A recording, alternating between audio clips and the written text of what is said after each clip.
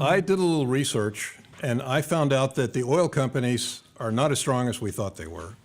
It turns out their percentage of the gross national product is in the neighborhood of 2.5%. So you ask yourself, why are they pushing us around, including obviously the government and by extension the whole world? It's hard to answer that question, but the point is they can be defeated. There's any number of strategies that are available, which is one reason that I set up this meeting. But certainly one possibility is we live here in Silicon Valley. Google, Facebook, any number of other tech companies, including in Seattle, have got more financial muscle, more credibility, more spare cash than all of the oil companies put together.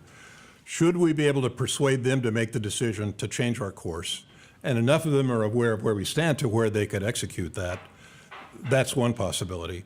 That remains to be explored. We don't know if by temperament or inclination they're going to be prepared to do that. But we're here to talk about solutions, and that's the first thing I wanted to mention. But that gets back to the other thing I wanted to discuss, which is our problem with the media. I think all of us have learned U.S. media is not reformable. It's one thing to say, oh yeah, you can get news on YouTube and on the internet and so on. But in the real world of American public opinion, particularly American politics, that's not what occurs in rural and more remote areas. People get their news from television. They have no idea about the key truths of climate science and what we're facing. And we need to achieve a breakthrough there. I'm certainly welcome to any number of suggestions on that front. But one thing that I would like to see, and Richard Pauly actually steered me in a better direction in that department. I was a little bit too ambitious, and I said, well, since there is likely to be money available to execute this, why not start a new media company? But that might not be practical because Richard informed me the cable companies and the media companies now no longer believe in cable television or traditional media. Given that we're in a transition period to YouTube and other platforms, it's a relatively economical opportunity for somebody with funds, commitment, and people like yourself to make it happen, to form a media company to communicate to the American public directly through YouTube, and a YouTube channel created where anybody can access it from their computer, including in the rural areas. So in 5 minutes or 4 minutes, obviously that's going to take some time to work out the bones of it, but I certainly welcome suggestions and details from everybody in the audience. The other thing I wanted to mention is we've seen what's happened when we've observed the political and economic forces that have taken control of this country. And we've discussed this among ourselves. Educated people are very aware of what's going on. But remember, Hitler only had 40% of the German public. Not even. Not even. Okay. So that being the case, we need to develop strategies to not only reach these people, but to target those who have been misleading them all this time. Obviously, that includes Koch Industries, ExxonMobil, their trade groups, who have been telling bald-faced lies and openly bribing politicians. People have a sense of that, which is why they went for what they saw at the time was a different kind of candidate than Trump, and for that matter, Bernie Sanders. But we have failed in communicating that to them. It's not the people in this room's responsibility. But we're certainly open to any kinds of suggestions or input from other sources, which I think are likely to come out of this meeting. But one thing that's been my hobby horse for quite a while, Randy Hayes is one of my oldest and dearest friends who started Rainforest Action Network. He brought 4 major corporations to their knees in the heyday of Rainforest Action Network. And that was in the form of major concessions from companies like Home Depot, Citibank, in terms of their buying practices, where they did business, how they did business. And maybe he can explain it better than I did, but he's the only one I know who had actually victories without compromise. And we need to get that state of mind now and learn from Randy about how to do it in this new environment we're in. I don't quite know how to do it, but some of you might know I worked for quite a few years trying to, I'm a children of Confederates. I believe in lost causes, and my lost cause was stopping to build out of 2x4s and build out of light gauge steel, which was similar in cost. It would last for 600 years instead of 60 years. It was straight, it didn't leak. Most of the content was recycled, and I spent a lot of time on that, writing articles, going before congressional committees, pressuring various peoples. It didn't get anywhere, so I learned a lot in that exercise. and that is that the best technology does not always win. The best solutions do not always win. We need to think of communicating strategies and also attacking subsidies and uneconomic, destructive industries. There are a lot of alternatives available there in addition to product boycotts, but Coke is certainly a rich target. They have a division called Georgia Pacific, which is similar to their fossil fuel operations in that they pollute streams and rivers habitually. They locate them in low-income areas, and the same is true of their refineries. They're essentially a criminal organization, and it would not be that difficult with a strong media campaign to call them to account and say, maybe we shouldn't buy that fluffy toilet paper that comes from the northern boreal forest of Canada, mostly old growth. Maybe we shouldn't buy formaldehyde, this plywood, an ordinary strand board, that's produced in China, and even China won't even use that stuff. Formaldehyde is toxic, it outgasses. They make it over there and ship it to us. There's many other examples where the American public are not aware of the level of pollution and destruction that's occurring on the part of the private sector in the U.S. Other countries certainly are. But I certainly welcome your ideas and suggestions on an ongoing basis when it comes to things like that.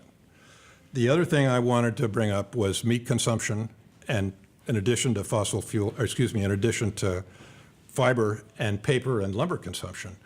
And in this area, I'm going to defer to my friend Sailesh Rao, who's been to the COP conferences, he's met the Pope, and he has very clear data, including in Cowspiracy, the movie he helped make happen, to go into detail there. So I'm done, and I look forward to hearing the next speaker. My name is Scott Mandia. What I'm going to do is I'm going to continue doing what I've been doing. And how many of you have heard of the Climate Science Rapid Response Team? Okay, I co-founded that group. How many have heard of the Climate Science Legal Defense Fund? Co-founded that group. So the Climate Science Rapid Response Team, we have 160 of the world's top climate scientists. Several are in the room right now. We're going to continue to make sure that our elected officials and the press get accurate science information. But one of the new initiatives, we're working with a group called Climate Feedback, and we're going to see if we can work with Facebook and Google so they can essentially tag stories as being real or fake, and they'll rank them higher. So that's something we're working on right now, and we're very hopeful on that. And of course, the Climate Science Legal Defense Fund, literally in the last month, our mission changed. We're still going to educate scientists about best practices. I have a couple of pamphlets we just produced for scientists when they, get a subpoena or hate mail or whatnot. Here's what you need to do. Basically, the first thing is take a deep breath, don't freak out. But we have several initiatives there, and I left some business cards up here. If you can think of any possible way you can support our organization, that would be very helpful, because unfortunately, I think we're going to be needed much more so in the next year or two than we were before. So then again, thank you very much for inviting me to this group. You beat it. So, You can have a couple of questions. I feel like I'm being grilled. Yes. Thank you for your efforts in Google. I get a lot of news from Google, and I like their platform for filtering news and getting just the subjects you want, and excluding the denialist propaganda sites. They are stopping that format, so you can't do that. Now, I tried to find out how they're changing that, so I look forward to what you learned, and I'll share with you what I have too. Okay, great. Thank you. Are you a 501c3? The Legal Defense Fund is an official 501c3. Excellent. Yeah. I'm like you folks. I teach full-time, by the way, to community college. I'm a husband, I'm a father, and I saw a need for action on climate change. And when I saw Mike Mann basically being taken down, I used my eBay PayPal account to start it. The IRS got involved, and I realized that's probably not the right way to do things. So we're actually now a real 501c3 doing things the right way. So, yeah. Thank you. Good evening, everybody. My name is Ed Maybach. I'm with the George Mason University Center for Climate Change Communication. And the good news that I have is that we released a poll today, our latest Climate Change in the American Mind survey report, and it confirmed my instinct. My instinct is that the election that we have just survived was not an election about climate change. It was an election about change, but it had nothing to do with climate change. There is strong, incredibly strong public action, public support for climate action. In this report that we released today, only brought one copy tonight, happy to leave it behind. We found that 7 out of 10 Americans support the U.S. staying in and meeting our obligations in the Paris COP21 agreement, that 2 out of 3 Americans would say that we should be doing that regardless of what other countries do. It's the upside of American exceptionalism. This is something we should be doing. 6 out of 10 Americans or more would like to see Mr. Trump and the next Congress do more than has been done about climate change. 7 out of 10 Americans would like to see corporations do more than they have done to address climate change. And this is the most exciting finding from this survey. 8 out of 10 Americans say we explained in very simple, clear terms that governments have 2 basic options for reducing global warming pollution. They can either regulate it or they can tax it. And we ask our respondents, which of those 2, if any, would you prefer to see our country do? 8 out of 10 Americans say they would like to see one or the other. 5 out of 10 Americans say they would like to see our nation do both. Only 1 out of 10 said neither, and 1 out of 10 was essentially undecided. So really strong public support for climate action. That's waiting to be tapped. On the other hand, there is unequivocally a silence, a climate silence in America today. The average American, while concerned about climate change, rarely, if ever, talks about it. And the reason they don't talk about it is because they think they are in the minority. They think that either raving lunatics, frankly, on one side of the issue or the other, are the norm, and they, an average concerned American, are an exception in a very small minority. So what I think we have the opportunity to do, and Mr. Trump certainly gives every indication of overplaying his hand. As he overplays his hand, I think it creates an opportunity to teach Americans that no, you are in fact the norm. You are in very good company. Most Americans are just like you. They're worried about climate change. They would like to see their nation do the right thing to address climate change. And so, really what we have to do is find a way to break that silence, to start climate conversations, to make people feel comfortable in talking about it, because we don't solve problems we're unwilling to talk about. I know all of you have fabulous ideas about how to do that. I'm convinced that now is exactly our moment to do that. We found, not in our most current survey, but in a survey that we released in the spring, we found that essentially 1 out of 3 Americans say that they would be willing to join a campaign to force our government to respond to climate change. 1 out of 3 adults, give or take 90 or 100 million Americans out there. You add up the total number of Americans who've participated with Rainforest Action Network and Sierra Club and NRDC and all of the wonderful civic environmental organizations in America, it does not add up to 90 million. Meaning there are a lot more people who I think will respond if we can find a way to ask them to do so. So thank you for your attention. I'm Dan Miller. I'll give the 30 seconds on what I do. I do clean tech venture capital. We invest in things like carbon capture, energy storage, water. These are like fundamental technologies that we need to go forward. I also give talks on fee and dividend, and I'll just throw it out there. Best way to put a price on carbon is fee and dividend. Everyone would love it. They do it in Alaska for different reasons. Everyone loves it there, including Sarah Palin. So we can talk about carbon pricing. I also want to talk about the fact that there is a possible silver lining to Trump winning the election. Because if Hillary won the election, people would have thought something's happening about climate. But nothing's happening about climate. Nothing happened under Clinton, nothing happened under Bush, nothing happened under Obama. He did a few good things, but he also increased fossil fuel production more than any other president in history and was proud of it. So that's what, and the climate doesn't care what you say or do. It only cares what you put in the atmosphere. And it's really far gone. People have no idea how far gone it is. And the climate scientists would do a great job, or a little cautious about telling you about how far gone it is. But a few things like last time it was 400 parts per million like it is today. Sea levels were 75 feet higher than today. I think there's almost no chance we're going to avoid 2 degrees. We're worried about, are we going to avoid 4 degrees, which climate scientist Kevin Anderson said is not compatible with an organized global community. So that's the bad news, and it's really bad, okay? But the good news is that if Hillary won, everyone would have thought something was happening. And then we get the statistics like we just heard, that very large percentage of Americans want to do something about climate and they want someone else to do something about climate. And nothing happens. So what we need is something like the Tea Party. We need people that are crazy, fanatical, will vote out Democrats that aren't strong enough on climate. And that's how you get political power. And you don't need a lot of them. You need like 10%, to be crazy about this thing. Well, with Hillary, everyone had thought Hillary was doing something. But she's, chances are she wouldn't have done. I mean, we're not even talking about what's really necessary to do. Increasing solar, great, all the stuff. But it's not making the kind of dent of getting down to zero emissions by 2050, right? And then negative emissions after that. So, but with Trump there, everyone's going to know that no one's doing anything about it. And so for the first time, so now when he says, well, it was a Chinese hoax or something, now the press can come back and interview Ben and that's bullshit. And then the people will rise up and maybe get what's really necessary, which is an army of people who are dedicated fanatically dedicated to solving the problem. And I think I'm not guaranteeing this, I'm just saying that the situation is sort of there.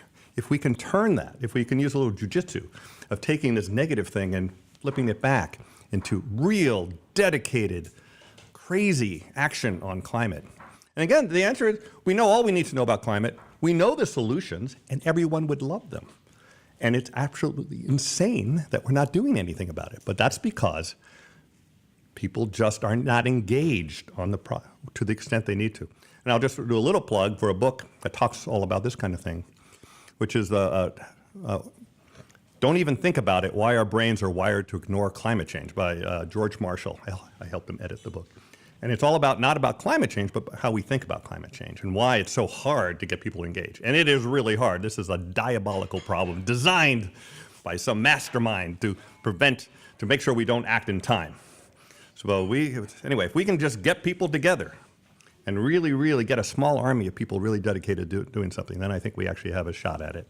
And we'll have cool technologies ready to go when we put the right incentives in place. Thanks. I got to pick up on that because it's sort of relevant to what I've been trying to say here, and that is that we can do everything we want to do, what we think we want to do, clean energy and whatever, and it's not going to make a damn bit of difference if we don't go ahead and get the drivers behind this under control. And that's basically population levels, sustainable population levels. I think that one sweet spot, and I'm constantly looking because I'm constantly going over the literature of emerging news on these issues all the time as part of a job as doing a weekly column at the Huffington Post on climate change. I'm constantly in search of sweet spots, places where people haven't been looking very carefully. One of the sweet spots, of course, in energy has been energy efficiency. But where are the other sweet spots beyond what we're looking at? And one of them, in population at least, is preventing unintended pregnancies. And it's really a very nice sweet spot. We've got a lot of organizations who have been putting in place technology and a little bit of the message, but they need a lot more in terms of marketing and outreach, and it's not there yet. And we could be doing so much more, and that's even starting in places. Iowa, Colorado, both have programs for preventing unintended pregnancies. Iowa's was started with an independent donor. One donor went ahead and jump-started the program. If we could develop a network of people, big donors, in terms of going ahead and going throughout the country, forget it. Bypass Congress, the politics, because it's not going to happen. But go ahead and go state by state and local and show that, in fact, just like these states can now show, you can save millions as well as help women and make them safe. And by the way, start bringing our populations down to a more sustainable level, then we've got a shot at this. Only about 16% of Americans believe climate change is an urgent problem. And when you interview people and you ask them what issues they think are important, climate change comes out 19th, 20th, consistently all the time. So imagine, the most urgent problem humanity has ever faced is not viewed as an urgent problem by Americans. Sure, they support clean energy, et cetera, who wouldn't? There is no urgency for an urgent situation, and it's not surprising, because The other side, they come out of business school and they understand how the brain actually works.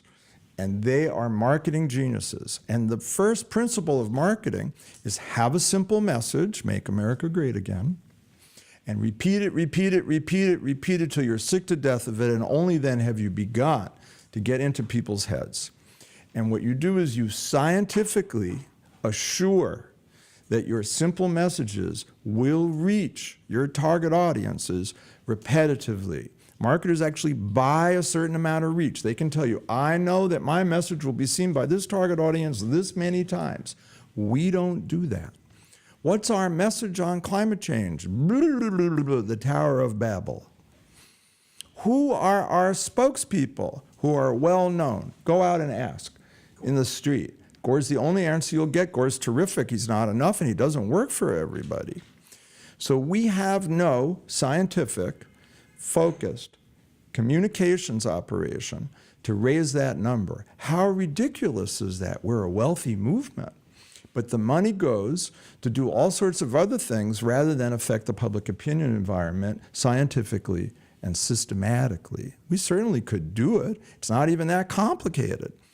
But we have no such program. I'll give you an example. So a lot of the nation's views about this issue filter down from the Washington, D.C. bubble, where the press is and the Congress and the think tanks, et cetera. So you turn on television in Washington, D.C., and what you will see is how great oil, coal, and gas are. You're going to be energy independent, rich, tons of jobs, and lots of beautiful women. What will you essentially never see on television in Washington, D.C. is the consequences of using all that stuff. The naval bases underwater, the National Mall underwater, refugees pouring in from all over the world, the price of food going crazy, the economy ruined. Invisible. We are invisible. And we have this kind of basic theory of communications in the climate movement and much of the public interest movement. I call it the telepathic theory of communications. We think because we know something, magically, everybody finds out about it. Now, the interesting thing about the Washington, D.C. media bubble is everybody says, oh, woe is me. We can't afford to match those evil fossil fuel companies in buying television time. Well, how much do you think it costs to buy one 30-second television ad on Fox News or CNN in the Washington, D.C. media market? Any guesses? How much for one ad on CNN or Fox in Washington, D.C.? Do I have any guesses? A few $100 million. Okay, that's the normal answer, about $50,000 to $100,000, and the answer is $500. It's $500. Per showing? Yeah. So the reason, now you would never do one ad that doesn't do anything unless you're causing a giant controversy, and we've done that. But we can afford this, so the reason we don't do things like this is not because of money, it's because we don't think this way. We come out of the sciences, the law, the humanities, academia, and we have this quaint notion that you tell people something once that's smart, and a light bulb goes off in their head and everything changes. People who've had to sell products and services know it doesn't work that way. You've just had a great example of it. So until we penetrate certain audiences repetitively with simple messages that are accurate, by the way, I'm not for using any inaccurate messages, we don't have to. Until we devise a strategy to bring tons of repetition of these thoughts to these audiences by tons of means, most of which are not expensive. Social media is not expensive. We have no organized effort even to use celebrity outreach on social media on climate. We are focused on everything else. Until we change that, we will not raise that number. And Trump and the rest of the people will say, oh, look at the numbers, people don't care. I rest my case. So I wanted to talk to you about, for 4 minutes, about 4 different things. So I brought 4 different props to help me. So 5 years ago, I wrote a book called Carbon Dharma, The Occupation of Butterflies. And this was about what we need to do to address climate change. And I think pretty much we all know what we need to do.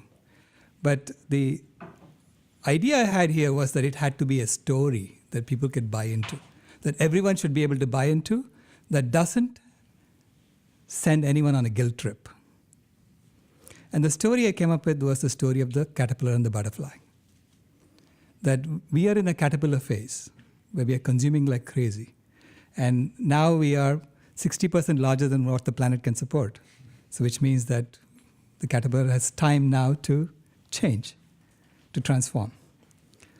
So as part of that, so this was easy. What do you need to do? It's fairly easy. Then we co-produced a movie called Cowspiracy, The Sustainability Secret. It's because we discovered that we were running into problems, that there was a systemic problem that prevents people from talking about it, from doing anything about it. It's systemic. It's built into the system. Because you see, we are fundamentally in a system that's oriented towards growth, and that's based on consumption as an organizing value and competition as an organizing principle. It's a system that's perfect for the caterpillar. But the caterpillar system has no way of knowing how to transform into the butterfly or into the chrysalis, for that matter. Okay? So then this year, I released this book called Carbon Yoga. So Dharma is what is the right thing to do. Yoga is how do you go about doing it. So how do you tell a story that can convince people to change?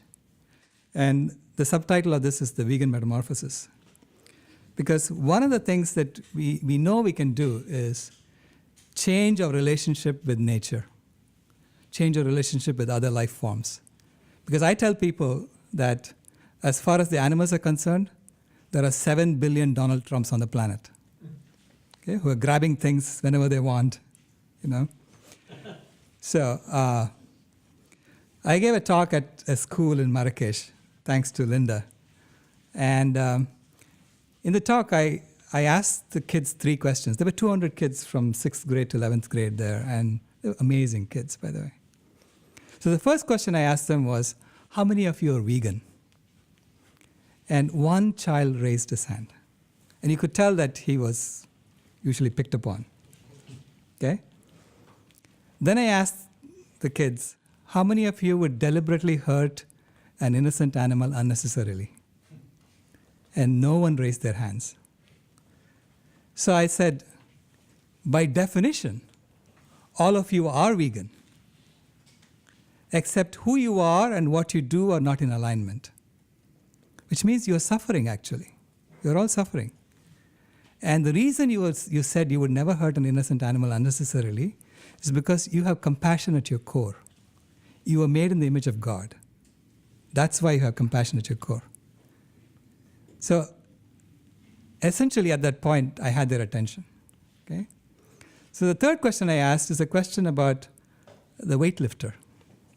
So imagine a weightlifter who is lifting 5 times his weight above his head, discovers that he's on quicksand and that he's sinking. He knows that his weight alone is too much for the quicksand to bear. What is the first thing he should do? And everyone said, drop the weight, of course. And I told them, the weight of all human beings on the planet, 7.4 billion of us, is about 500 million metric tons, which is more than the 200 million metric tons that was the weight of all wild megafauna from 10,000 years ago. So our weight alone is too much for the planet to bear. But our livestock eat 5 times as much food as we do. Should we not drop that first? So I think there were a lot of kids who are going to go home and tell their parents they're going to go vegan. Okay? So hopefully that happens. And I wanted to show you my 4th prop. It's a project we are working on called the Sacred Lifeline Project. And the idea is, if our problem is systemic, and the system does not want to change, isn't it because there is no alternate that it can look at and say, that's where we all need to go to? So the idea behind this Sacred Lifeline project is to create a community where we actually live like we are in the chrysalis, where we restrict our overall footprint to at most half the earth, so the other half can be given back to wildlife, to regenerate forests, to bring back, to sequester carbon on the ground in the form of recovering forests. And we close the loop. We close the loop on all our cycles as much as possible. So it's going to be a zero waste community, sustainable and off-grid, and of course it's going to be vegan, and all faiths, so that all the faiths of the world can come together, because every faith of the world does say that compassion for all creation is at their very core. So thank you very much. Well, my old career was flying into hurricanes. I did 4 years of research down in Miami where I'd go fly into hurricanes, including a couple Category 5 hurricanes. And after almost getting killed in a Category 5 hurricane, I decided that maybe I should go back and get my PhD. I went back to the University of Michigan in the early 90s and did that, specializing in air pollution, and founded this crazy company called Weather Underground. And now I'm a blogger for them. And that started about 20 years ago. And my blog is very popular, read by a lot of people. We get several million unique page views or unique users per month. And it's not just me anymore. It's now called Category 6, so I share that blog with Bob Henson. And this provides a platform for guest bloggers, potentially. So if you have an issue that you want to get in front of a lot of people, I can do that. Mostly I talk about extreme weather, but I talk about climate change quite a bit too. My next post is going to be actually on the rally that was down there at Moscone Center today, the Stand Up for Science rally. A little background though, my company got bought by the Weather Channel 3 years ago, so I don't run Weather Underground anymore like I used to. And then just this year, IBM bought the internet side of the Weather Channel and split it. So now there's the cable channel off on its own, and the internet portion of the Weather Channel, along with Weather Underground, is now owned by IBM. And the CEO of IBM, I found out today, is now on Trump's board of economic advisors, one of the 10 people advising Trump, which may be a good thing. I don't think she's a climate denier. Anyway, I've not been, told to slow down what I say. I still am free to talk about climate change and politics and where we need to go. So I'm going to talk a little bit about the science as I see it.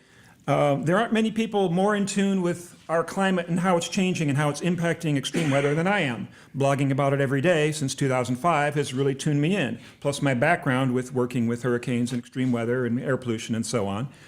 And ever since 2010, that was when I see that we really shifted to a higher octave, a new gear in the climate.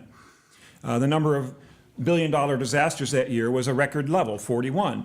This year we had $29 billion disasters, so not quite as many, but ever since 2010, the number of billion-dollar disasters has been a lot higher than we're used to seeing. And this year, our most expensive billion-dollar disaster we had was in China. They had a flood, $28 billion. That was the third most expensive billion-dollar disaster in world history, not in the U.S. The U.S. has got, 8 or 9 more than that. Also this year, we had, I talk about these billion-dollar disasters, but the most expensive disaster was one that you can't really catalog, at least if you're an insurance firm, air pollution. Air pollution is estimated to cause multiple trillions of dollars of damage each year, maybe as much as 20 trillion, and that's something we really need to communicate to people. The side effect of cutting down our carbon emissions is to save trillions of dollars, and 4 to 7 million deaths per year, premature deaths, are caused by air pollution. So one of the positive messages we can really be putting out there is this side benefit of controlling emissions is to reduce air pollution, which is incredibly destructive. So that's a kind of message I try and get out in my blog. The other thing I'm really concerned about, and we need to get the message out more, is drought is our #1 enemy. I mean, we look at extreme weather. I blog about hurricanes all the time because that gets attention. I mean, it gets page views and it's good for business. But really, drought is what's going to kill us. I did a blog this year where I talked about 10 civilizations in the past that have fallen because of drought. The Egyptians, the pyramid builders, they crashed because of drought. I mean, we know about the Mayans, they crashed because of drought. That's really where we need to be focusing the attention. I estimate probably a 1% chance each year that we're going to suffer multiple extreme weather events worldwide that will affect food baskets, that will cause a cascade shock to the food supply system of the world, that will cause maybe a depression or certainly a severe recession, and those odds are going up each year. If you sum up 1% per year and maybe you double those odds by 20 years from now, you're talking at a probable event sometime in the next 30 years where you're going to see this multiple extreme weather sort of shock to the global food system that's going to cause a severe crisis in the global economy. Maybe we need to start thinking about what messaging we need to put in place when that event's going to happen, because it will happen. Maybe we should think about what's going to happen, what messaging we should do when Arctic sea ice finally melts away from the North Pole, which almost happened this year. That event is coming. So a lot of opportunities for both positive and negative messaging with regards to extreme weather. And yeah, I invite you to think about, maybe what should I be blogging about? Come to me. I'm happy to take ideas and suggestions, and potentially guest blogs as well. So that's my piece. So I wanted to talk about misinformation and denial, which is really the dark underbelly of climate communication. And we really ignore that at our own peril. What the psychological research tells us is even if we get our climate communication perfect and craft it and fine-tune it, all that, the positive effect from that communication can be cancelled out by a virulent myth.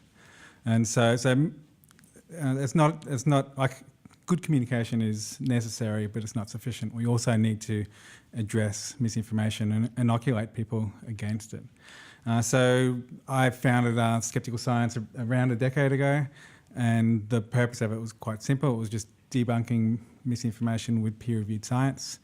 Over that decade, we've built up a network of scientists and lay people all around the world who are all, I guess, what brings them together is a passion for climate communication and making a difference. Over that time, I also became aware of the psychological research into climate communication and learning things and really designing our communication based on that research. A good example is Ed's research finding that what people thought about the scientific consensus is a gateway belief, and it influences a whole range of climate attitudes, including support for policy. And so based on that, we did an analysis of climate papers, found 97% consensus amongst relevant climate papers. And when we published that, that got a lot of attention. President Obama featured it. Prime Minister David Cameron talked about it. But with all that attention, also a lot of negative attention came. Ted Cruz, Sarah Palin, Lamar Smith, Dana Rohrabacher have all attacked our research. And what we were doing is trying to close that consensus gap, the gap between what the public think and the 97%. And slowly it has been, but surely it has been improving. Now, next month, I'm moving to George Mason University in Virginia. I start my job almost exactly the same time that Trump starts his new job. And I don't know if that's coincidence or fate. I feel like I'm kind of being parachuted in at the time when we're really, it feels like we're possibly entering a golden age of misinformation on climate change, or a dark age probably is a better metaphor. And what we need is we really need to up our game in terms of researching what are the most virulent myths that need combating, what are the most effective ways of combating them, and what are the most effective ways to deploy communication strategies. And I think what David said really resonated. The key golden rule of debunking is fight sticky, simple myths with simpler, stickier facts, and be persistent in communicating them. And I think that on that principle and really working hard to research and develop strategies, I think that's key over the. So, as Mike said, I'm an ecologist. I study climate ecosystem interactions, and in particular, the feedbacks that arise as climate heats ecosystems. Ecosystems change in response, and those changing ecosystems feedback to make the climate problem worse. And some of you may have seen an article that I and 40 other authors all co-authored. It came out in Nature last week. It got a lot of press on soil carbon emissions as a result of heating soil, causing carbon to flow from the soil to the atmosphere as carbon dioxide. The article actually underestimated, because when you put 40 scientists together, they're going to reach a common denominator that in many cases, including this, is reaching a conclusion that is not as dire as many of us thought was scientifically warranted. But what I want to do is actually not continue with that theme, but rather I would like you for the moment to imagine that global climate science was wrong and that global warming is not a problem. Just suppose. I don't believe that. I am firmly convinced that it is a major problem and poses an existential threat to humanity. But what I want to point out is that there are many other existential threats to humanity: lethal pandemics, toxification, the breakdown of governance, which I think we're seeing signs of throughout the Western world now. And I want to go back to somebody raised, I think you had raised the point about even if climate science were wrong, there's all this air pollution, and we would reduce it if we switched from fossil fuel to renewable.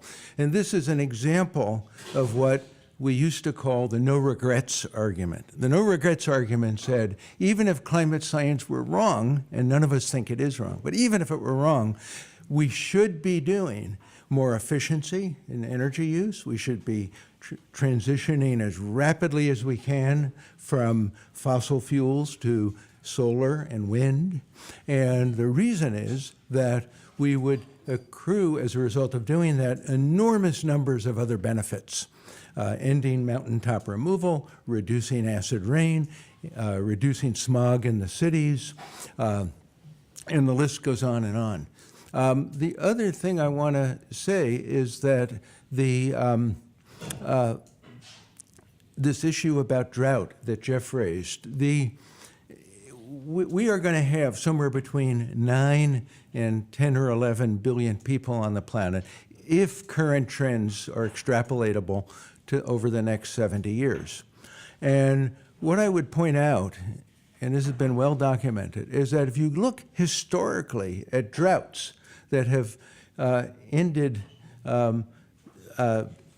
dynasties and civilizations like the Mayan, in a world, those same droughts, which were not caused by fossil fuel burning, those same droughts in a world with 10 billion people would very likely cause billions of deaths and pose an existential threat to humanity. So if we don't deal with the population problem, even if climate science is wrong, we will end up with a catastrophe,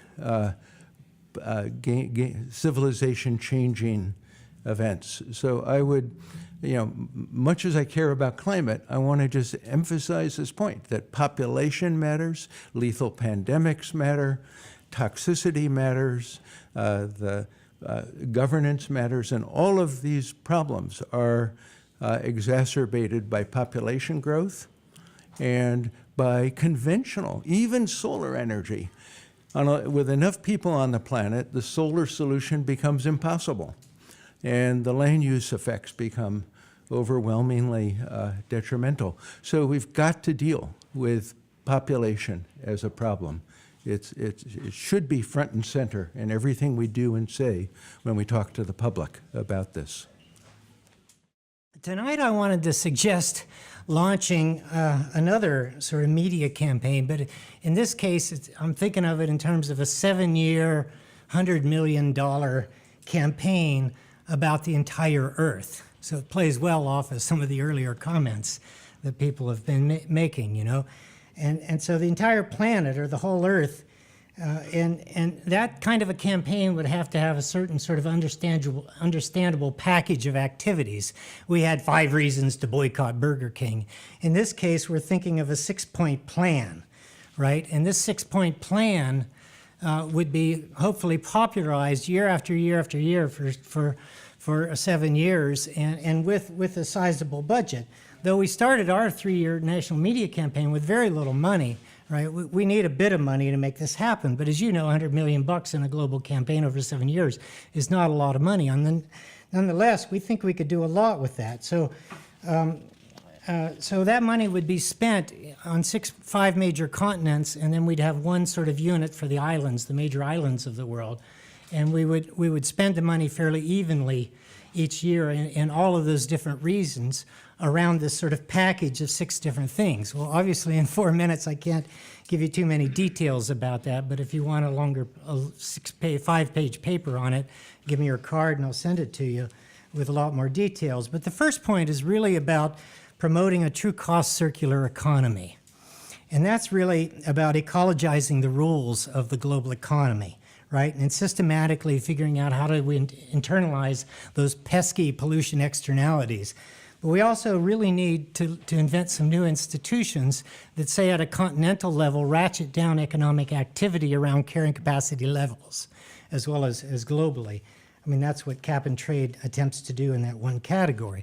So point number 1 is really about changing the design of the global economic system, but popularizing that through this campaign over 7 years. Second point is about 100% renewable energy, and I don't need to say anything else about that to this crowd tonight.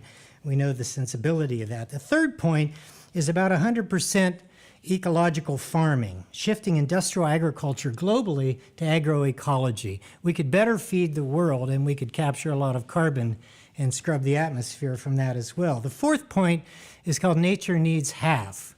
There hasn't been to this day really a serious strategy to stop the 6th great extinction, one of those other existential threats that John just mentioned to us, right?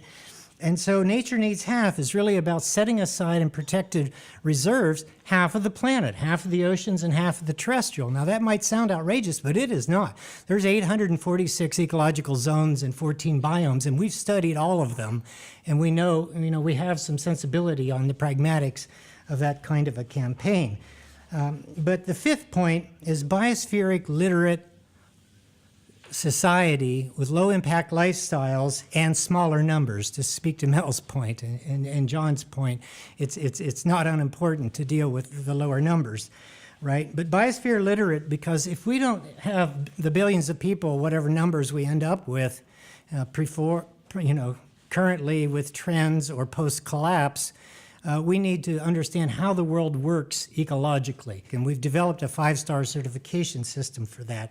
And we need to see how our low-impact lifestyles fit in concert with all of us simultaneously, and we've done some work on that. The 6th category is one of my favorites. It's just simply the word other.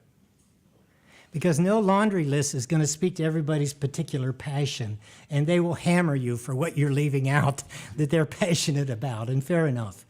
As long as any other particular passions are in concert with the first 5 points, we need to have this kind of a plan malleable to around the world in different zones and different issues and adaptable, and we've thought about that. So we need a lot of positive energy in these negative times, and via this kind of a campaign, it strikes me that people will begin to understand that we must maintain what's required to sustain life on this planet, right?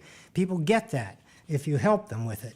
That we need to learn that we can feed the world through ecological farming, and yes, we can build vibrant, locally based, true cost circular economies, right, that are actually sophisticated economies in many respects.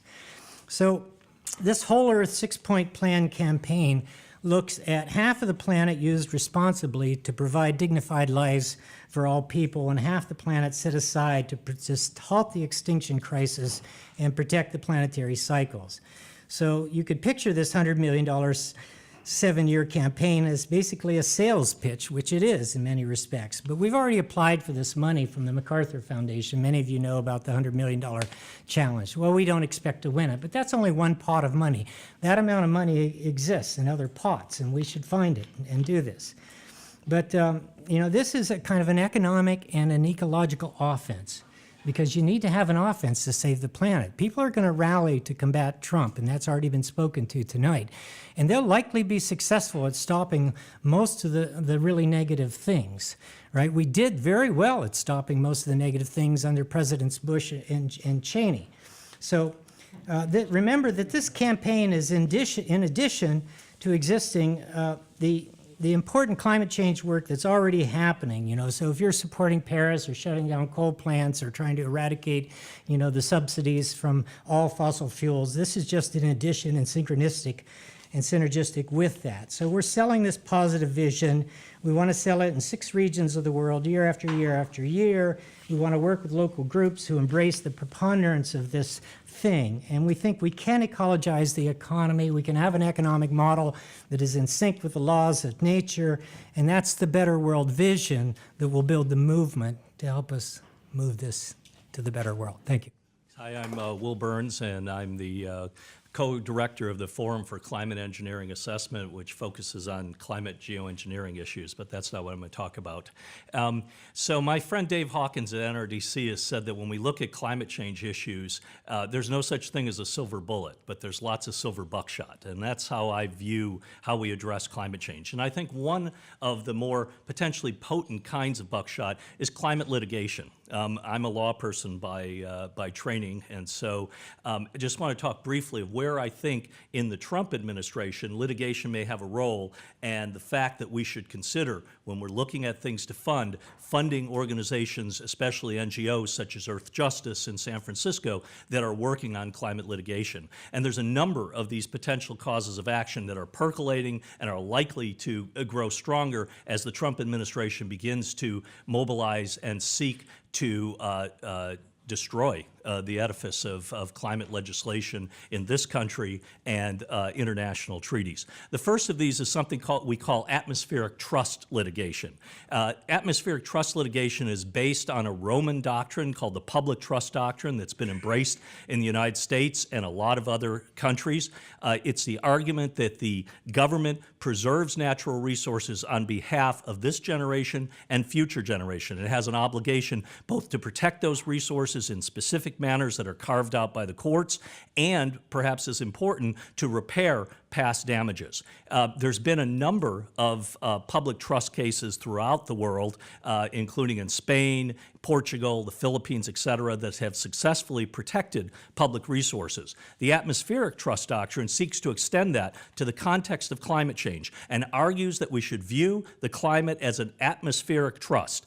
The case that you've probably heard of the most, despite the fact there's a number of state cases, is a federal case called Juliana versus the United States. And this was brought by a group of children, grade school children through high school, with the work of a law professor at the University of Oregon. That case very recently was able to withstand a motion for summary judgment in a federal district court in Oregon, which means it is going forward, and it will argue that there is a public obligation, a federal government obligation to protect the climate, and that the federal government has a responsibility to carve out specific remedies, including reparative remedies. And I would suggest that that's the litigation that we should be supporting, for a couple of reasons. One, I think it might actually prevail.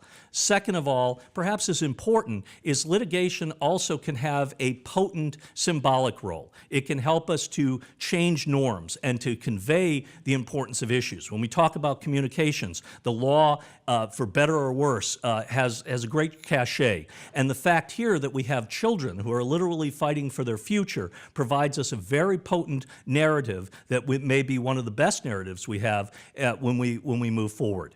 Another possible avenue of litigation is something called public nuisance. Quintessential case of public nuisance is when you have a polluting facility of some sort, such as a metallurgy plant that creates major damage throughout an area. Public nuisance cases have been brought in the past in terms of climate change. We did an entire book a number of years ago on this, 2005 through 2008. most of those cases went down in flames for a couple of reasons. First of all, courts found that we didn't want to interfere with the federal government's efforts to negotiate in good faith at the international level to address climate change.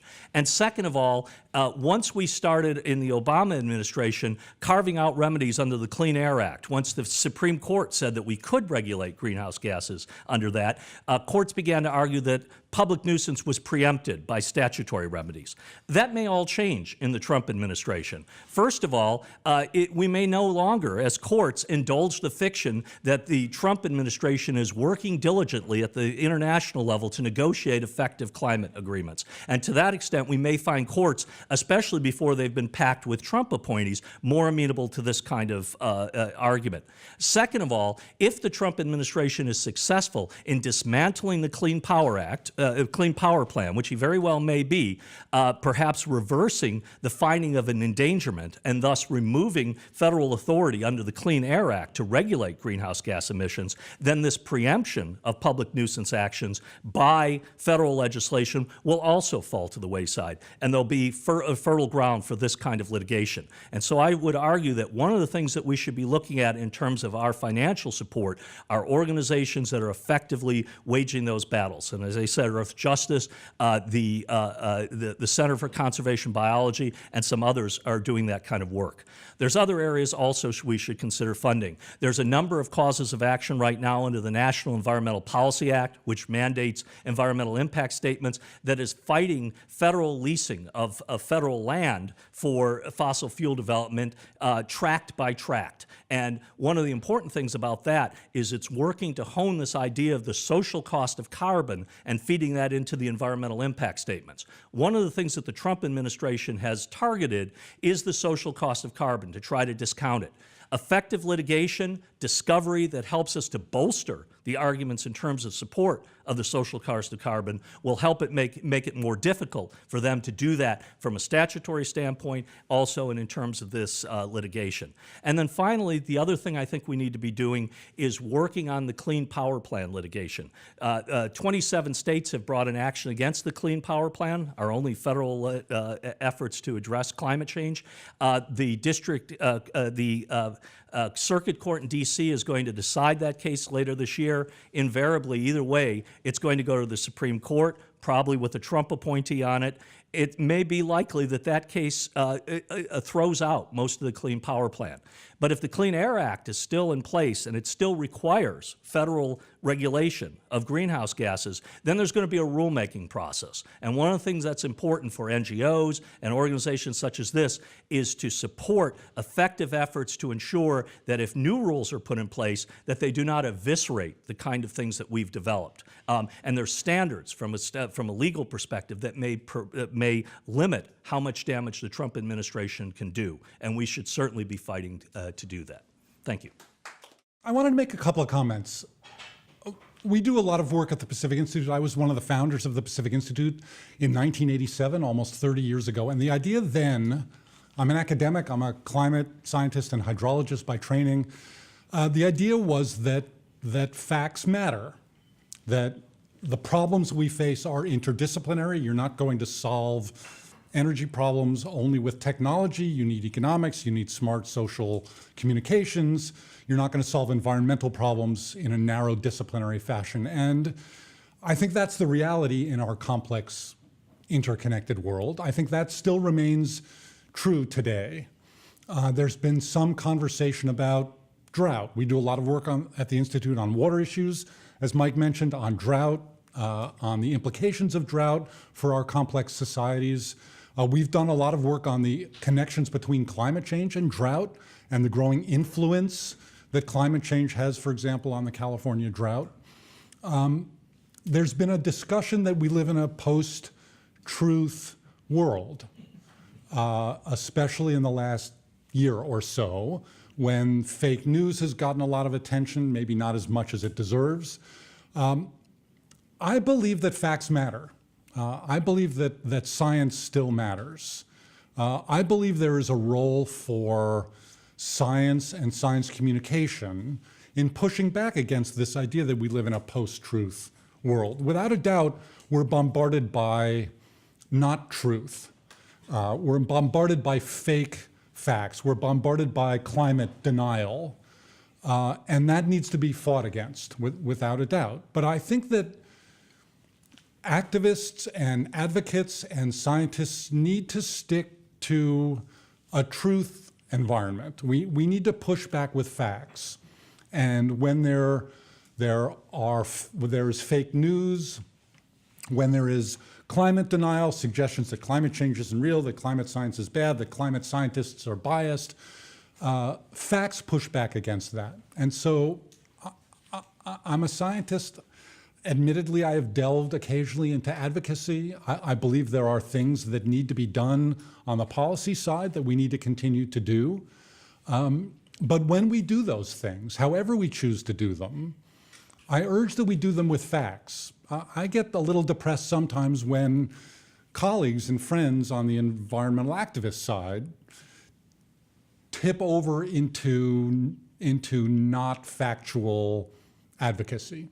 And I don't think we need to do that. The facts are on our side. The science is on our side. And so as we move forward, pushing back legally, pushing back with advocacy, pushing back with campaigns, let's mobilize the science. Let's mobilize the facts. And I think that will be far more effective than the alternative. So I just thought I'd throw that out there. Thank you very much. Mike. How do we communicate the facts of the danger that we're in to the bulk of the American public? Okay, so part of what we do at the Institute is science, and part of what we do is communications. And there are people far better at communication strategy than me. I do believe that figuring out, as David, I guess, said, the right message and how to get the right message across, and as John has done forever, the facts that push back against the bad science, those things are incredibly important and incredibly effective. And there are people in this room who have figured out key messages about consensus and about impacts on society and about what do we really care about. So when we work on drought, our argument is, look, we care about healthy agriculture. We care about healthy ecosystems. We care about safe water and sanitation. I mean, there are positive messages out there. And I think getting scientists to talk to people who are better at communications, to put together the scientifically valid information in a way that resonates is part of the challenge. And I look forward to meeting that challenge with some of the people who are here and elsewhere. Thank you. Thanks. You know, 21 years ago, my life changed. 21 years ago, that IPCC report, the second assessment report, was published, and it came to the finding that the balance of evidence suggests a discernible human influence on global climate. And those words changed my life forever. I spent roughly 1.5 years defending that finding and the process by which it had been reached. And I learned a lot of important lessons in the process. One was, as Peter said, the importance of science, of pushing back, of telling people, this is how we understand, this is how we know, this is what the nature of the evidence is. And to me, that's so critically important, those simple messages. How do we know? How have we reached this point in human history when we know that we're not just innocent bystanders, we're active participants in the climate system? What's the nature of the evidence? To tell those stories again and again and again and shove the science in people's faces. Another valuable lesson was the power of words. Those 12 words changed the world. You know, extraordinary to think that a scientific community can come to a finding and that finding can really have impact. So don't despair. I guess that's one message. The words that we have really can change the world. Another lesson was the importance of not doing science by eminence of position. It's all natural. It's all the sun. You've heard all of these things. You know, John has spent much of his last couple of years dealing with those myths and misconceptions. And the tack we've taken is do the science necessary to address the criticism. That's the most effective way of doing things. We've spent 9 months now addressing Senator Cruz's data or dogma hearing, and the statement that he made in that hearing and in Late Night with Seth Meyers and on an NPR interview with Steve Inskeep, satellite data show no significant warming over the last 18 years. That's demonstrably incorrect. You can show with some effort that that's incorrect. The challenge is this asymmetry. It's so easy to put these untruths out there in the world, yet the timescale for rebutting this stuff is much, much longer. And so few people pay attention to it. It's the initial untruth that gets all the attention. How do we change that? What I want is opportunities. You know, in the last 4 or 5 years in particular, I've tried hard not just to speak to my peers, but to speak to people who are skeptical about me and everything that my colleagues and I do. Bohemian Grove, Pacific Club, the Jonathan Club in LA. That was an interesting one. They polled the audience at the start of the presentation and asked how many people believe in climate change. And in an audience of 250 people, less than a handful of hands went up. But you give them pause for thought. What are the consequences for you and everything you hold dear of getting the science wrong on this one? And I want those opportunities. I want the films, and there are opportunities to do that, I believe. One of the extraordinary things that's going to happen in the next few years is somebody wants to make a major movie about what happened in Madrid 21 years ago, about the genesis of the balance of evidence statement, about the nature of the scientific evidence. How do we know? I want those opportunities. And I look forward to working together with all of you in the room and outside of the room to not screw those opportunities up, to make the best possible use of them. In the movie business, we deal with really big ideas. So it has to be something that's really threatening the entire planet, or they're basically not interested. Okay. So obviously, we got that. Now, 2 of the movies that I created or helped to create were Outbreak and Armageddon. Outbreak is about a global pandemic. It's actually a pretty good movie. It's got Dustin Hoffman and Kevin Spacey and Morgan Freeman and some other great actors. You guys should see it if you haven't seen it already. And then the second movie I made a few years later, or helped to create a few years later, was Armageddon. That one kind of went off the rails, pretty far removed from what I had tried to create. When I start to work on a project, I always ask myself, what would really happen? And so I want to talk to people like you. I want to find, like when I was researching Armageddon, I went to talk to an astronomer at Harvard whose name was Brian Marsden. And he was the guy who actually tracks the orbital trajectories of new planetoids, okay? And I talked to him for 6 hours one day, and that was the most intense conversation I've probably ever had in my life. And he tried to tell me as much as he could in one afternoon about how that process goes forward. Well, I love that stuff, and I tried to put that in the screenplay. Unfortunately, they got a director named Michael Bay to do that one. And as you know, there wasn't a whole lot of science in Armageddon. But there was actually a little bit of science that survived in Outbreak, so I was pretty pleased with that. So for the last 10 years, I've been obsessed with climate change because clearly it's the same kind of threat. The problem, and Mike Roddy is the one who actually got me interested. Mike Roddy gave me a book to read about 10 years ago called 6 Degrees, I think it was. It was a fascinating book. Some of you guys have read it. You're nodding. Okay. And since then, I've probably read a dozen other books. I was also very influenced by Al Gore's documentary, Inconvenient Truth, which had an impact on me. And I kept searching and searching and searching for a way to dramatize the problem of climate change in a compelling way. The problem is that in a movie, you got to have a disaster that's happening right now. It can't take 50 years. That's not a movie. That's something else. And so what I'm doing now is actually something else. I've decided you simply cannot dramatize this. I wrote one screenplay called The First Wave, which was about a sudden disaster. It was about the notion that the Greenland ice sheet slides off the Greenland continent, Greenland island, overnight. it happens like that, and it creates a huge wave. And of course, all the scientists say, well, it couldn't slide off overnight. And I said, yeah, but this is a movie. Okay. So it slides off overnight, and there's this huge wave that comes down and basically inundates the entire city of Boston out to Route 128. And 300,000 people die in about 15 minutes. That's bad.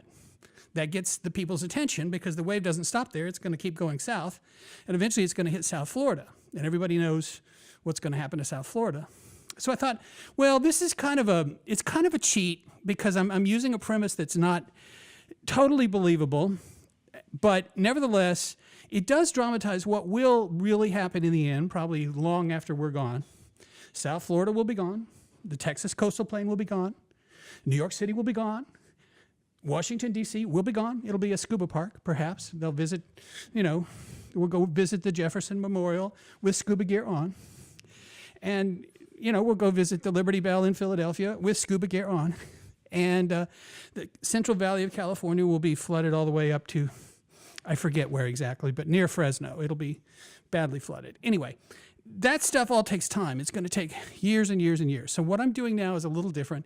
And I'm trying to use the time in my favor. So I'm writing a novel instead of a movie so that we can have the passage of time and actually show the incredible disasters that I think will actually unfold in this century. I don't think it's going to take 200 years or 300 years. I think we're on a path now to where if we don't turn around, we're in deep doo-doo by the end of this century. And my kids will still be alive, and a lot of your kids will still be alive. So hopefully get something done before too long. Thanks.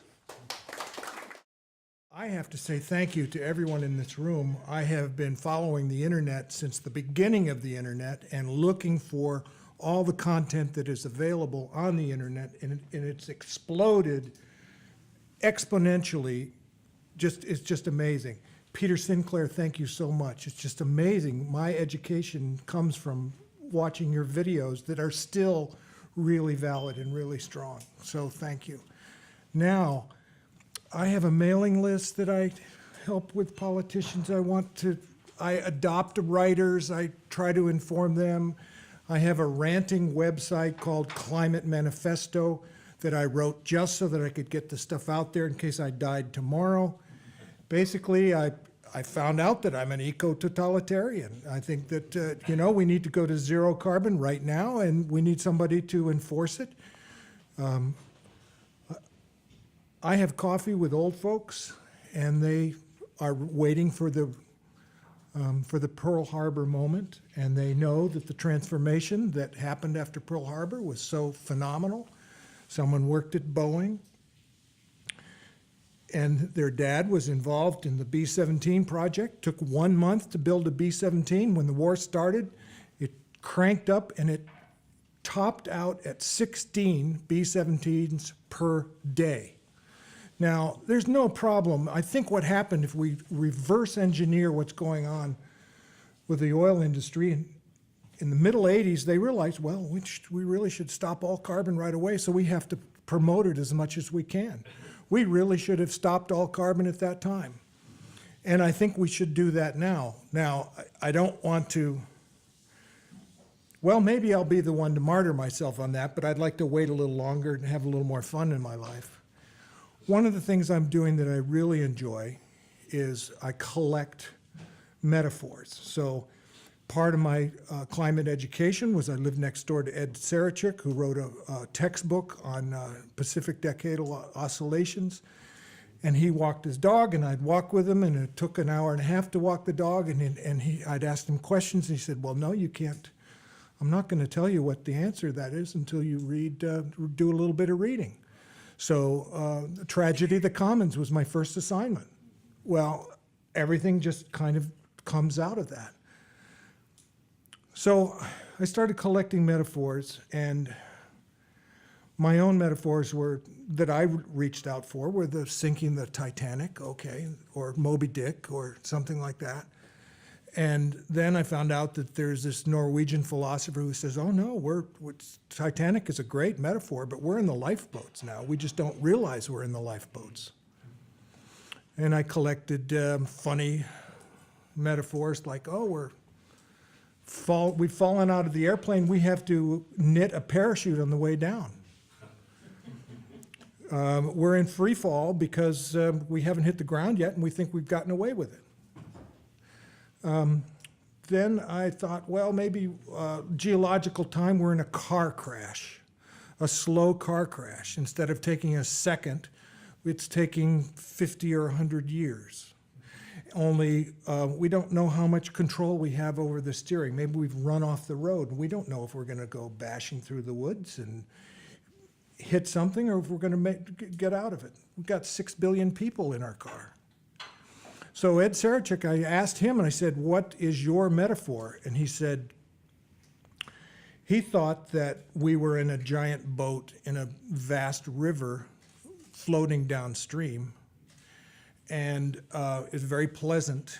And we see on the horizon there's mist rising and we hear a roar of a waterfall. We can't really see it. We don't know exactly what's going to happen, but we know we have to go upstream. And we can't get people involved to make that change. So please tell me what your metaphors are. I'm sure, because what I think has to happen, there has to be a cognitive change as to what we're doing and where we stand in our world. And my latest one is I think that we are much like the cancer patient in stage 4 condition. Now, stage 4 does not mean death, or it just means that there has to be, that there's a metastasis going on and there has to be outside active treatment of the patient. And what we have now is we have a medical crew that says, oh, we know what we have to do and let's get going, let's treat the patient. But all of a sudden we got a new regime here where a different doctor's come in who's a total quack. And we got 4 years in which our stage 4 patient will not be able to receive proper treatment. So the reason I collect these things is because I think that's an important reason for cognitively looking at our situation, because we live in a time now, unlike all of times in history, that we can sort of predict the future. No one could do that before. It's like we always knew that before, winter, summer, spring, and fall. But now we know things are going to be different, and that's totally uncharted territory. So please, when you talk amongst yourselves, talk about that and let me know what you say. Okay. If you have any ideas on that, let me know.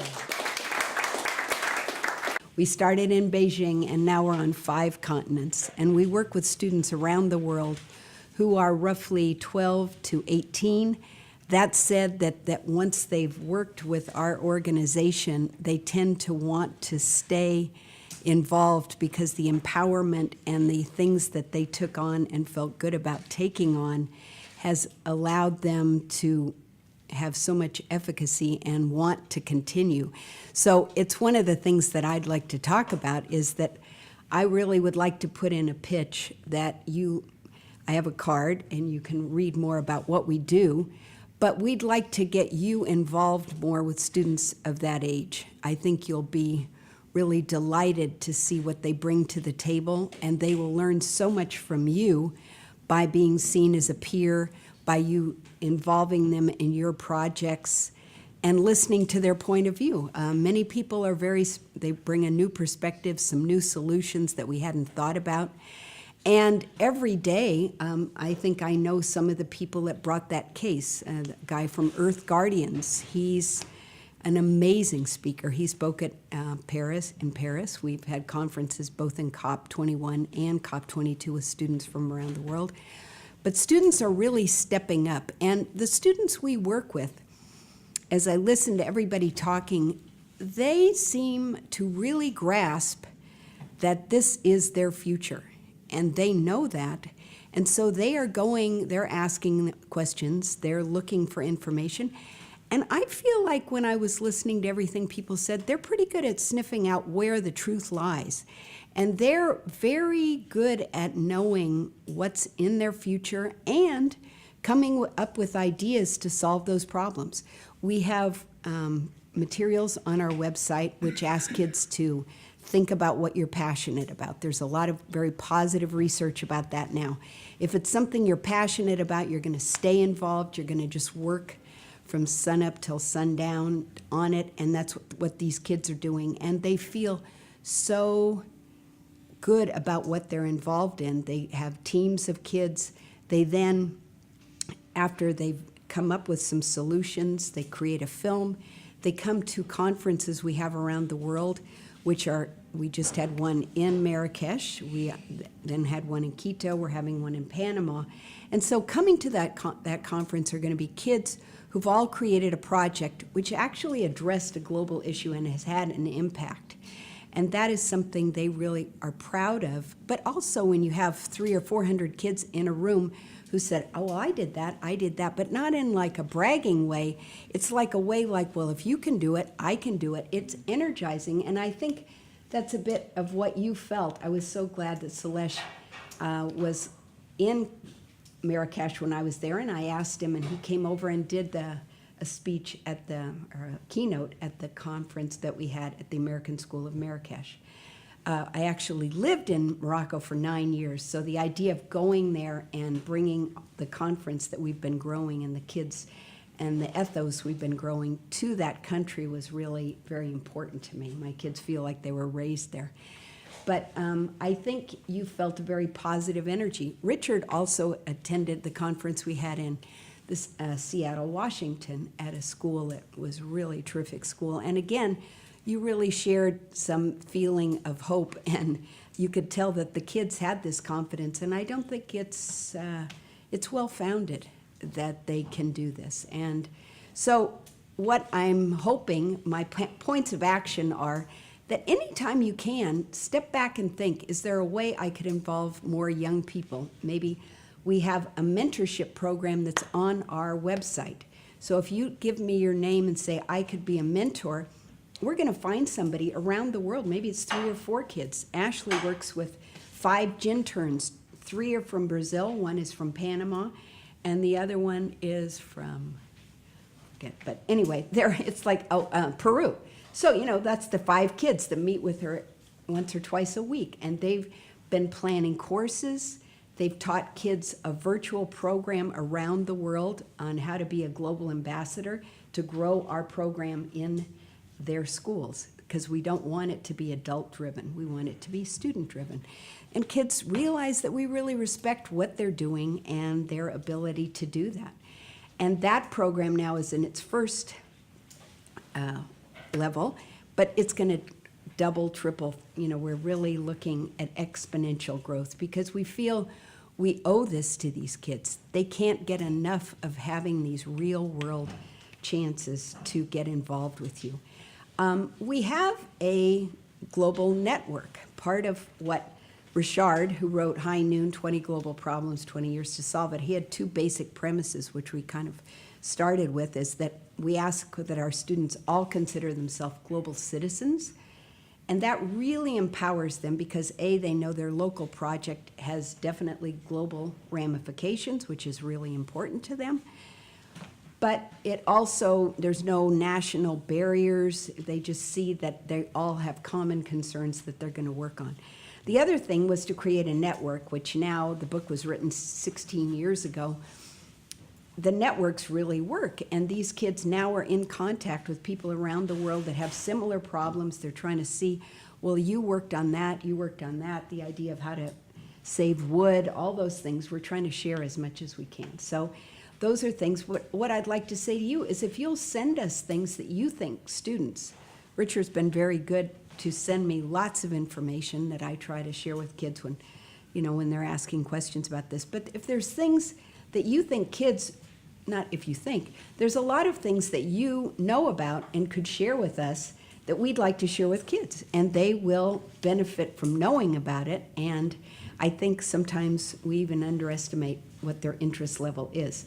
The other thing we've discovered, which I think has been a bonus, is we've also discovered that when kids, young people, feel strongly about something, their parents actually listen to what they're saying. Oh, maybe I'll quit using plastic bags. I mean, the kids can get the parents to do it. things we try up and down, all these different things, parents, and I'm not trying to be unfair to parents, but we found that the kids are really good at getting people to make changes in their lives. And also, we found that that age child is absolutely idolized by younger children. So, like my grandson had a kid come to his classroom and tell him about composting. He was out there, he was 4 years old. He was digging, I got to start composting because that kid told me I have to compost. And he's never going to forget that. So, this age group is just magical. They want it, they know it, they're very capable, and they're finding, this guy that invented the plastic vacuum cleaner, they're coming up with all sorts of solutions that sometimes we just hadn't realized, and we definitely could benefit from working with them. So I'd like to offer you that we'll publish things on our network. I'd like to ask you to be mentors with some of these students, and I think whoever we partner you with, it'd be a neat interchange about what do you think about this as a 12-year-old, or what's on your mind. So those are things. And then I was speaking to Warren, we were talking about that we really would like to, I thought when I was asked to come up with action items to really make a difference, it seems to me there could be an open source curriculum, K to 12, that really would start giving kids some ideas of how that are age appropriate, that could be a global curriculum.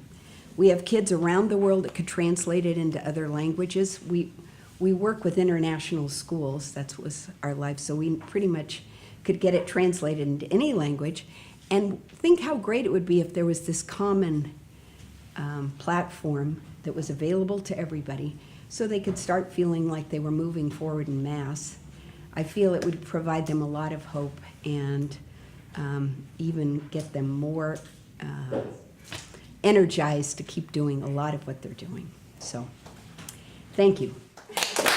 Well, when Mike invited me to this event back in June, what I wanted to talk about back then was very different from what I think needs to be talked about today. Since the election, every day the situation has gotten progressively worse.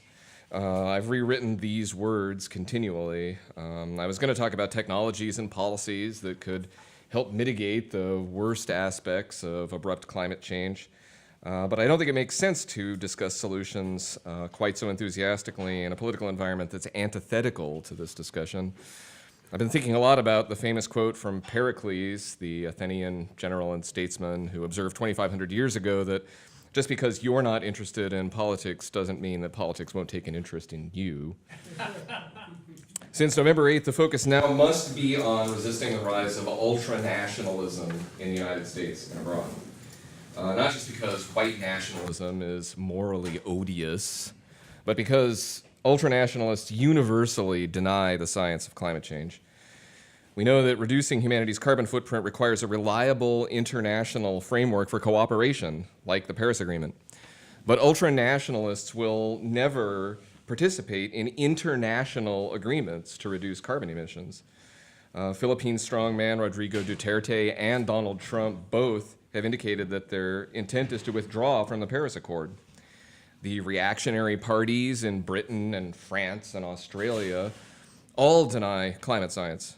We have a glimmer of hope in Austria, where the defeat of Hofer's Freedom Party happened recently, but they still got 46% of the vote, and so they're not going away. In the US, professional climate denialist Myron Ebell of CEI heads Trump's EPA transition team. Bob Walker, senior Trump advisor, says Trump will eliminate NASA's Earth science research programs. We've seen this happen already in Australia, where Malcolm Turnbull's government has defunded climate science at CSIRO. And they've approved the enormous Carmichael coal mine, so they're going to be exporting coal to India. Scott Pruitt, longtime enemy of the EPA, will head the EPA. And this morning, it was confirmed that ExxonMobil's CEO, Rex Tillerson, will be Secretary of State. And as a bonus, former Texas Governor Rick Perry will be the Energy Secretary. And yes. Oh, excellent. Well, that should be fun. He dances nicely. He's kind of entertaining to watch. He might be the most fun appointment in that gang. So it'd be hard to select a cabinet that's really more inimical to environmental and climate issues. So now the game is to prevent the advanced democracies from falling to ultranationalism. I'm not happy to report that our priority for the foreseeable future must be political activism. I hate politics. I would much rather be graphing environmental data in Excel. But in November, we saw neo-Nazis throwing fascist salutes in the Ronald Reagan building in Washington, D.C. So political activism must be our focus. Timothy Snyder, history professor at Yale University, has given us 20 points to guide our resistance to autocracy. I picked 2 to highlight tonight. All 20 are worth reading. First, defend an institution. Institutions can't defend themselves, and the Rex Putin-Trump axis is coming for science, especially climate science, evolutionary biology. Trump's chief strategist, Steve Bannon, has signaled that he intends to take down the New York Times, the same way Gawker was taken down. Also, the past must be rewritten to support reactionary mythologies, so history will be targeted. As Russian journalist Masha Gessen notes in her essay, Rules for Survival in an Autocracy, institutions are fragile. It took Putin a year to take over the Russian media and 4 years to dismantle its electoral system. So pick an institution and defend it. Subscribe to your favorite source of journalism with real cash money. A couple of months back, when I saw that the Washington Post was leading the charge against Trump, I subscribed. Second, practice corporeal politics. Professor Snyder says, power wants your body softening in your chair. It wants you dissipating your emotions on the computer screen. So make new friends with unfamiliar people. Go to unfamiliar places like this, march in the streets. And events like this can be a model for political participation and activism in the future. I was very heartened to hear 500 scientists today were out there protesting somewhere down there. That's very encouraging. In 2016, as Pericles warned, politics has taken an interest in us. And unfortunately, we have to take an interest in politics. Thank you very much. Just 2 minutes. I want to just give you a quick report from flyover country, from Michigan in the Rust Belt, which was so pivotal in this election. I would have bet any money that Michigan would not have gone for Trump. I still believe that it did not go to Trump for a variety of reasons. But I have been spending the last few weeks meeting with citizens who are activated, and there's a couple of points that I make is that everyone I talk to that pays attention, that knows what's going on, it's like they have a similar complex of symptoms. They say, I can't eat, I can't sleep, I feel like someone kicked me in the stomach, and I feel like somebody died. And it's so